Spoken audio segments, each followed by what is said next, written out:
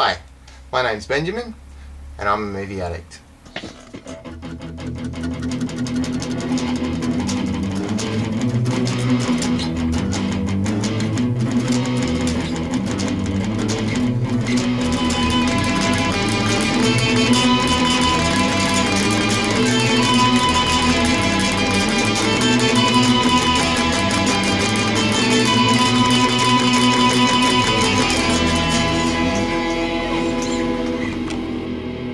I've been a David Lynch fan for as long as I can remember.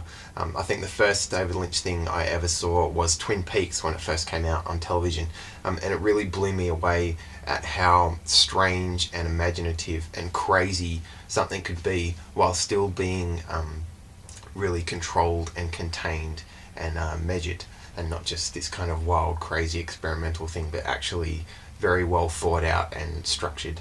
Through my early teens, I saw a lot of David Lynch films, and I'd read about Eraserhead and really wanted to see it, but for some reason all the video shops that I went to didn't have it, and I just couldn't find it.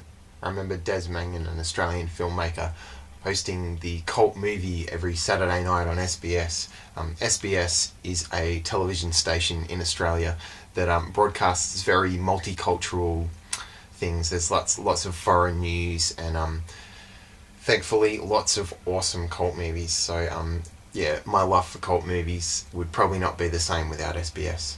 Eventually Des Mangan screened Eraserhead on television, and I finally got to see this masterpiece of cinema. This, I think, is a true art house movie. A lot of films kind of frame themselves as art house because they don't get quite the distribution as a mega Hollywood movie. Films like Juno, for instance, whereas I see Juno and, you know, all I can see is a teen rom-com about a girl getting pregnant. It's all, you know, a little bit quirky and whatever, but it's not art.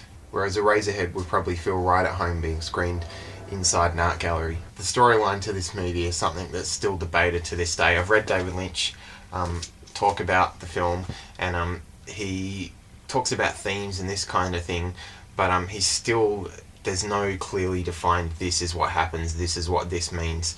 That nothing that he's going to share with you anyway. In Mulholland Drive, one of his more recent films, there's a blue box and a blue key to the box. And in this book, Catching the Big Fish by David Lynch, it's a book about transcendental meditation. On page 115 it says the box and the key. I don't have a clue what those are. So David Lynch is admitting that he doesn't know what these things are, but they come from a place that seems thought out. It's like David Lynch has tapped into the dream world or something, because then it's not just this kind of crazy random, you know, like there's just something about the tone and the choices he makes that's unlike anything else on screen.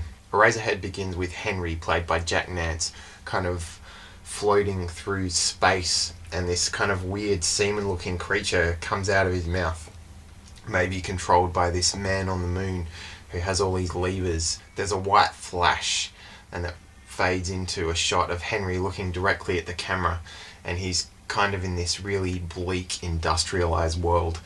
He walks around on piles of dirt and this kind of thing, and straight away you can really see the cinematography in this film is beautiful.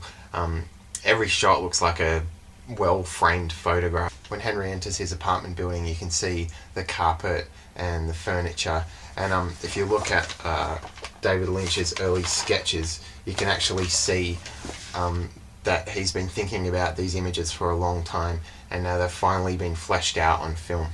Eraserhead took David Lynch 5 years to make, and the story behind how he made it is really something else. Like, he had to be committed to this thing, and so did everybody else who worked on the film. The first piece of dialogue in the film doesn't come in for 10 minutes, and even when it does, it's very brief. Are you Henry? Henry gets a message to go and have dinner with Mary and her parents. I didn't know if you wanted me to come or not. Where have you been?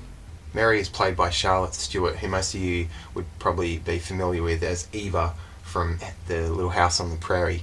This is an extremely different role for her, and it was awesome to see her in this kind of surrealistic environment. The whole time Henry's talking with Mary and her mother, there's like this dog with all these little puppies kind of sucking at her teats, and it's making this little kind of squeaky noise, and and it's just really eerie and raw, and there's kind of pipes coming in everywhere and lots of smoke, and it's just completely surreal.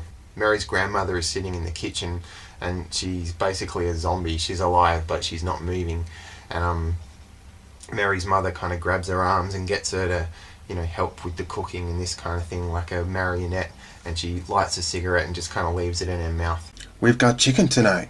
Strangest damn things. They're man-made. Little damn things. Smaller than my fist. But they're new. Henry gets the job of cutting up these little chickens. Do I just cut them up like regular chickens? And when he sticks the carving fork in, the chicken's wings start to move, and all this blood kind of starts to spew out of it. It's really funny and really dark, and it all kind of ties into these themes of, menstrual blood and birth. You're in very bad trouble if you won't cooperate. Mary's mother kind of corners Henry and is pressuring him and asking him if he's had sexual relations with her daughter. She ends up kissing him, and this is interrupted by Mary coming in crying. There's a baby.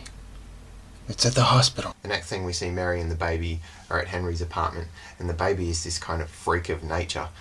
David Lynch still to this day won't disclose how they created the baby, because he lacks the idea that maybe they just found it in a gutter or something. They found this little creature.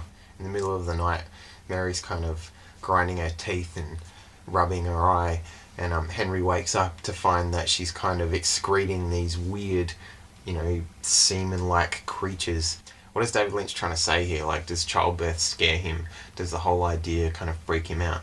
I'm not really sure, but the themes are all there. Henry kind of has this escapism where he stares at the radiator, and he looks in the radiator, and there's kind of a little stage in there, and there's this little girl who has kind of a crater face, lots of zits, and it looks like a bit of a moon face, and Henry just kind of uses her as his escapism.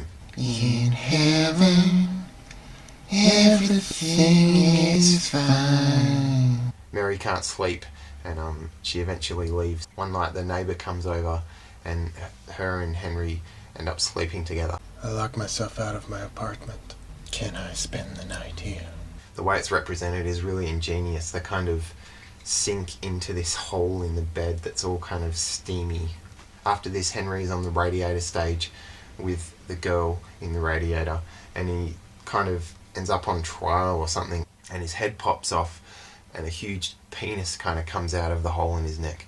The head falls through the blood on the ground and falls from the sky, and this little child takes it and goes to this kind of weird factory where a man buys the head from him, and they kind of drill some of his head out, put it through this machine, and they make erasers on pencils out of it, hence the title Eraserhead.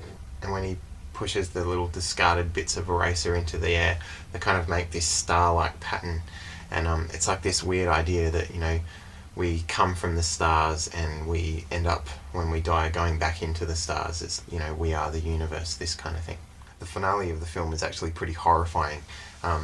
The baby gets really sick, and Henry is cutting open the bandage with some scissors, and then when he opens the bandage up, he realises that he's actually cut through the skin, the chest of this baby, and you can kind of see all its organs, and it's screaming. There's like this enormous baby head and lots of flashing lights and all this really horrific imagery, and the noise level just goes, so it's this big loud deafening roar. Henry embraces the woman in the radiator, and it just flashes to white, and then that's the end. This film is art, I think, because it's ambiguous enough that it's up to you, the viewer, to figure out what you think and what you make of these themes and these images. I think it's best watched in association with David Lynch's other films, because even his most recent film, Inland Empire, he's still dealing with similar themes to what he first started with Eraserhead. I don't necessarily think Eraserhead is his best film, and he hasn't done anything as good since. It's just my favourite.